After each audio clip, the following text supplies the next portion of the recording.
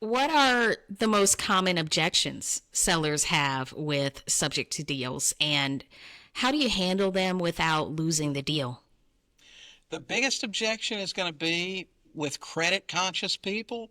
How do I know you're going to make my payment? And what I have found in those cases is just to be 1000% transparent and honest. And I say, Mr. Seller, you don't really know me really well. So you don't know that I'm going to make your payment. But the truth is, if I'm dealing with somebody in foreclosure, their credit is pretty bad. You won't hear that objection very often. Now, when you will hear an objection like that, is like a deal we bought last year.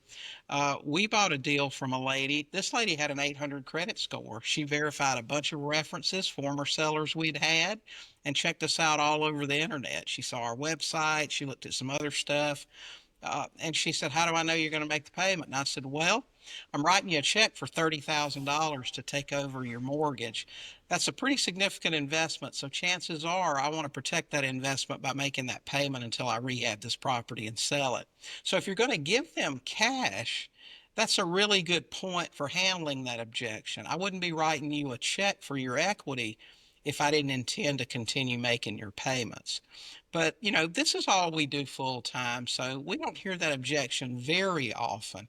But when you do, it's just best to be honest. Mr. Seller, you don't know that I'll make your payments, but for these reasons, it's a really good chance that we will. That makes so much sense. So, when it comes to closing the deal, what legal paperwork is necessary in a subject to transaction, and how can investors protect themselves and their investment?